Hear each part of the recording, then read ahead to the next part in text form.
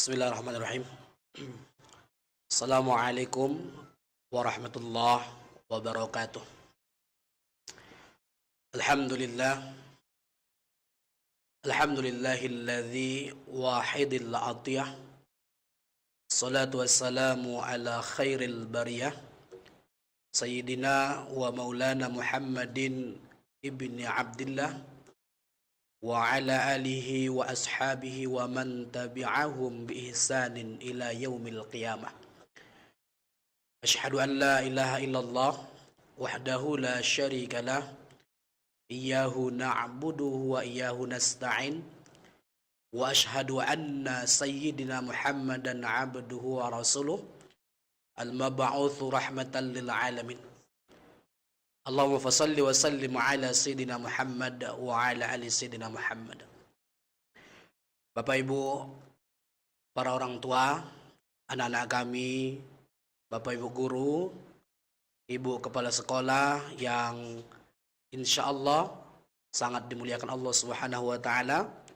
Mudah-mudahan kita semua insya Allah orang-orang yang dimuliakan oleh Allah Subhanahu wa Ta'ala. Amin ya rabbal alamin.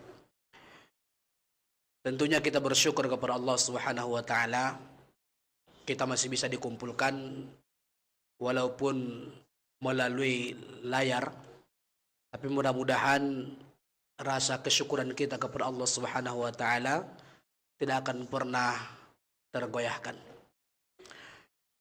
Allahumma salli ala Sayyidina Muhammad wa ala ali Sayyidina Muhammad. Kita ucapkan salawat kepada Rasulullah sebagai uswatun hasanah. Mudah-mudahan dengan selawat yang kita ucapkan tadi menjadikan kita orang-orang yang disafaatkan oleh Rasulullah sallallahu alaihi wasallam di hari yaumil akhirah nanti. Amin ya rabbal alamin. Bapak Ibu, anak-anak kami semua, Al-Imamun Nawawi Al-Bantani menjelaskan dalam sebuah kitabnya Nuruz Zolam, kata beliau, izlaulahu lakanat ahwalahum aqbaha minal an'am. Kalaulah bukan karena Muhammad, maka jadilah manusia lebih bejat daripada binatang ternak. Begitu juga kata Al-Habib Ali, pengarang kitab Sintud Durrar, kata beliau, setiap manusia nanti akhlaknya akan rusak. Kalimatnya di situ adalah kullu. Setiap manusia akhlaknya akan rusak. Tidak ada satupun yang bisa membaguskan akhlak itu kecuali Rasulullah Sallallahu Alaihi Wasallam. Maka sepantas dan sewajarnya kita selalu untuk menuntunkan hati kita mengucapkan salawat kepada Rasulullah Sallallahu Alaihi Wasallam. Assalamualaikum ya Rasulullah, Assalamualaikum ya Nabi Allah, Assalamualaikum ya Habibullah, Assalamualaikum ya Sayyidil Mustafa Muhammadir Rasulullah Sallallahu Alaihi Wasallam. Bapak Ibu, anak-anak kami semua yang insya Allah dimuliakan Allah Subhanahu wa Ta'ala. Hari ini adalah hari pengumuman anak-anak kita yang berprestasi. Namun saya di sini ingin menyampaikan beberapa poin. Itu tentunya tentang pendidikan. Yang pertama, kepada anak-anak kami semua yang perlu antum perhatikan adalah dalam menuntut ilmu, bersihkan niat. Di dalam menuntut ilmu, kita harus membersihkan niat. Saya teringat kepada pesan daripada Al-Imam Abu Hamid Muhammad bin Muhammad Al-Ghazali dalam sebuah kitabnya bernama Kitab Ayyuhal Walad, dalam bab Toharatun Niyah, yaitu bab membersihkan niat dalam menuntut ilmu.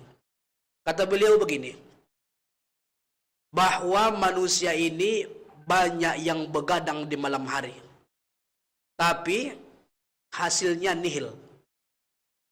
Maksudnya bagaimana?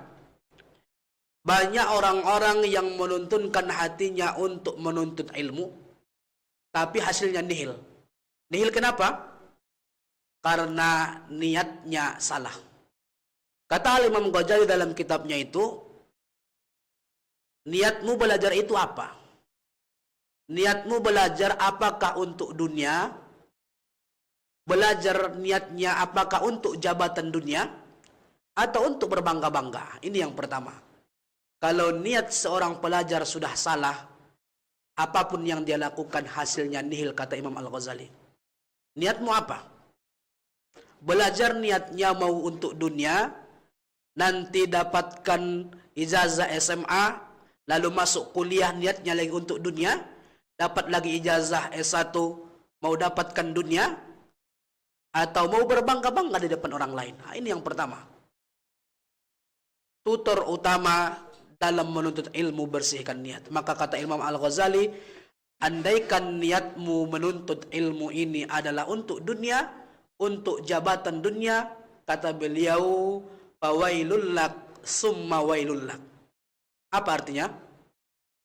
Celakalah bagimu, kemudian celakalah bagimu. Namun kata Imam Al-Ghazali, jika niatmu memang untuk menghidupkan syariat Rasulullah, dalam menuntut ilmu itu niatmu adalah untuk membaikkan akhlakmu, untuk mengekang hawa nafsumu, maka kata beliau, patubalak thumma tubalak. Bahagialah bagimu, kemudian kebahagiaan bagimu. Nah, ini yang pertama. Anda semua, Bapak Ibu yang dimuliakan Allah Subhanahu wa taala, poin yang pertama adalah dalam menuntut ilmu, bersihkan niat. Yang kedua, poin yang kedua, kata Imam Asy-Syafi'i, bersabarlah dalam kepahitan dalam menuntut ilmu. Bersabarlah kepahitan dalam menuntut ilmu. Kata Imam Asy-Syafi'i begini, orang yang menuntut ilmu lalu tidak sabar dengan pahitnya menuntut ilmu, maka rasakanlah kebodohan selama-lamanya. Maksudnya bagaimana? Ketika guru memberikan tugas di rumah, ketika guru memberikan pelajaran untuk dikerjakan, lalu dia tidak sabar, tidak tahan dengan pahitnya belajar tersebut, maka kata Imam Asy-Syafi'i, rasakanlah kebodohan selama-lamanya. Kenapa? Karena tidak tahan pahitnya belajar tadi, sampai ada rasa ingin berhenti belajar, sampai ada rasa ingin berhenti menuntut ilmu, karena dia tidak tahan pahitnya menuntut ilmu tersebut. Maka kata Imam Asy-Syafi'i tadi, jikalau engkau tidak tahan pahitnya menuntut ilmu, maka rasakanlah kebodohan selama-lamanya. Ini yang kedua. Adapun poin yang ketiga, yang perlu Ananda ketahui dalam menuntut ilmu adalah jaga adab kepada guru. Nah, jaga adab kepada guru. Al-Imam Ibrahim Al-Zarnuzi, beliau banyak sekali menjelaskan dalam bukunya Ta'lim Muta'alim tentang adab murid kepada guru. Kenapa? Karena dikhawatirkan seorang murid yang tidak punya adab kepada guru mendapatkan 3 bala. Apa dia? Dalam hadis Rasulullah SAW dijelaskan ada 3 bala kepada anak-anak atau siswa, bahkan murid yang tidak punya adab kepada gurunya. Apa itu? Yang pertama, dokorizkuhu, sempit rezekinya. Allah sempitkan rezeki siswa atau murid yang suka durhaka kepada gurunya. Yang kedua, hilang ilmunya. Ketika dia belajar dapat A karena adabnya kurang kepada guru, akhirnya Allah hilangkan. Dapat B, hilang C. Dapat C, hilang D. Itu azab yang Allah berikan kepada orang-orang yang tidak punya adab kepada guru tadi. Yang ketiga, azabnya adalah mati. Ketika dia mati, imannya tidak dianggap oleh Allah Subhanahu wa taala. Mati dalam ketiadaan iman.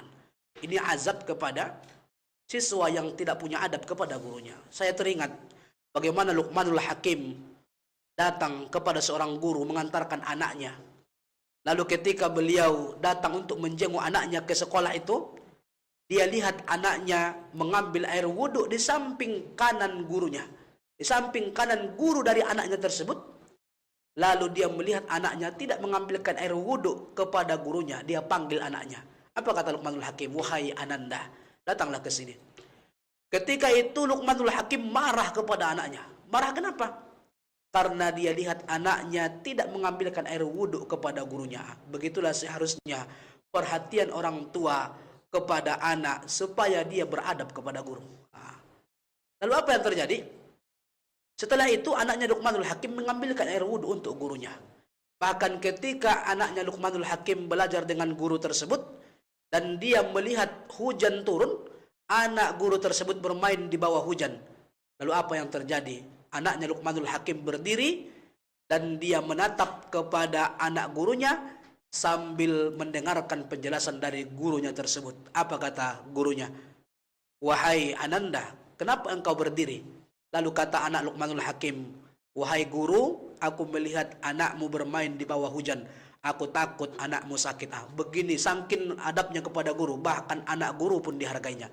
Ini seharusnya seorang siswa, seorang murid adab kepada guru. Jangankan gurunya, anak guru pun seharusnya wajib dihargai oleh seorang murid. Kalau tidak akan mendapatkan azab yang kami jelaskan di atas tadi. 3 azab kepada murid yang durhaka kepada guru, yaitu sempit rezekinya, hilang ilmunya, bahkan mati imannya tidak dianggap oleh Allah Subhanahu wa taala. Seterusnya Ananda dan Bapak Ibu yang dimuliakan Allah Subhanahu wa taala, yang keempat, poin yang keempat yaitu adalah belajarlah dari ulama-ulama terdahulu seperti Imam Asy-Syafi'i, seperti Imam Al-Bukhari, seperti Imam Hanafi, seperti Imam Hambali, bahkan Imam Al-Maliki. Kita lihat bagaimana Imam Asy-Syafi'i ketika gurunya berkata, ilmuku sudah habis, silahkan pergi merantau, cari ilmu sebanyak-banyaknya.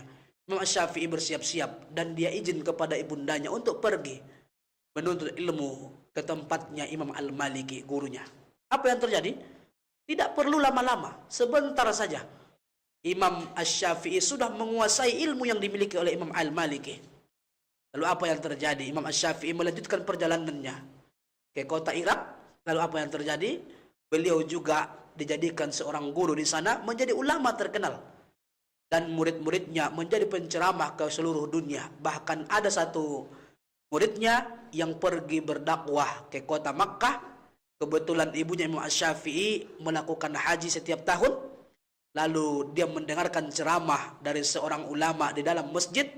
Dan ulama itu selalu mengucapkan nama Imam Asy-Syafi'i. Tentu ibunya Imam Asy-Syafi'i heran. Yang dimaksudnya Asy-Syafi'i yang mana?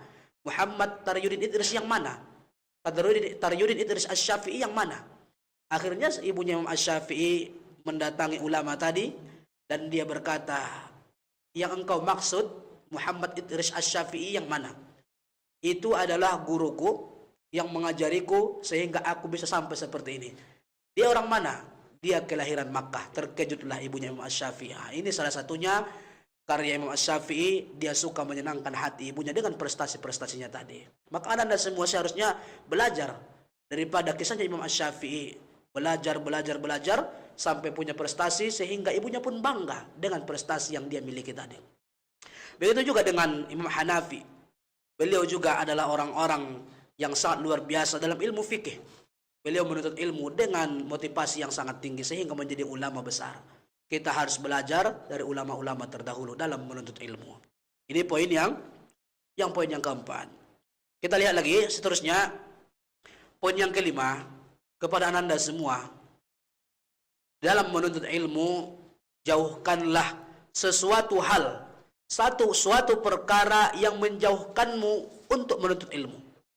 Jauhkanlah darimu satu perkara yang menghalangimu menuntut ilmu. Contohnya apa?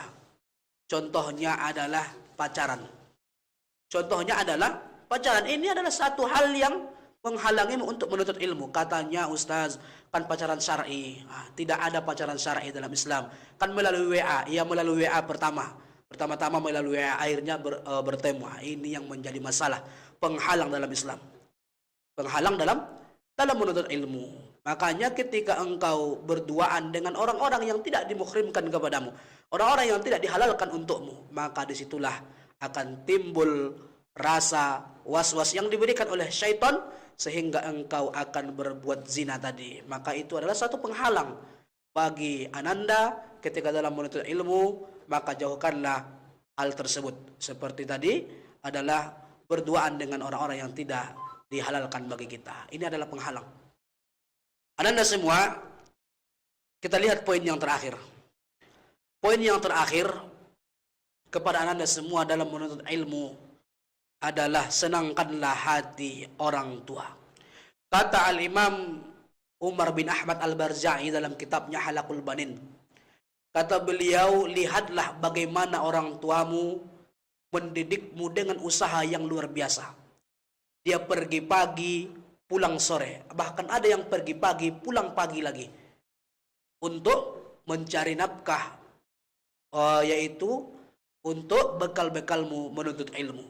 Lalu kata Imam Ahmad Al-Barzai, setelah engkau tahu bagaimana susah payahnya, jerih payahnya kedua orang tuamu mencari bekal untukmu, untuk bekal menuntut ilmu, engkau tidak dituntut untuk membayarnya. Ini.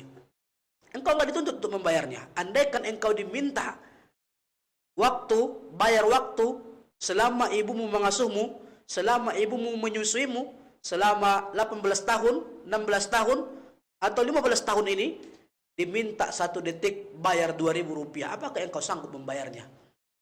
Tidak sanggup. Tapi kata Imam Umar bin Ahmad Al-Barzai, engkau tidak ditakdirkan untuk membayar jasa kedua orang tuamu. Engkau hanya diminta senangkan hati mereka. Senangkan hati apa? Dengan cara apa menyenangkannya? Dengan prestasi tadi.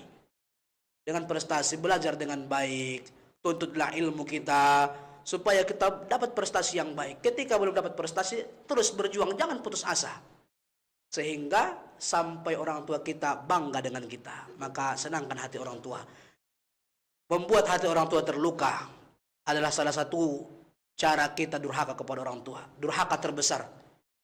Ketika engkau pergi dari sekolah, tiba-tiba engkau berhenti di satu kedai, tidak sampai ke sekolah, maka ini adalah salah satu durhaka terbesar kepada orang tua. Ini melukai hati orang tua. Sedikit pun engkau lukai hati orang tua, jangan harap bau surga tidak engkau dapatkan. Kata Nabi SAW, jangankan masuk ke dalam surga, baunya pun enggak kau dapatkan. Hajimu 10 kali, bahkan ilmumu banyak, hafal Quranmu banyak, 30 juz. Andaikan Al-Quran itu 60 juz, engkau hafal semua. Tapi kata Nabi, jika sedikit engkau lukai hati orang tuamu, jangan harap masuk ke dalam surga. Jangankan masuk, mencium baunya pun tidak bisa, kata Nabi. Nah, ini yang perlu antum lakukan. Jauhkanlah perkara yang melukai hati orang tua. Senangkan hati orang tua. Mungkin ini yang dapat saya sampaikan. Kurang lebih saya minta maaf. Allahumma afiq lakum wa mit-thariq. Ihdinas siratal mustaqim. Assalamualaikum warahmatullahi wabarakatuh.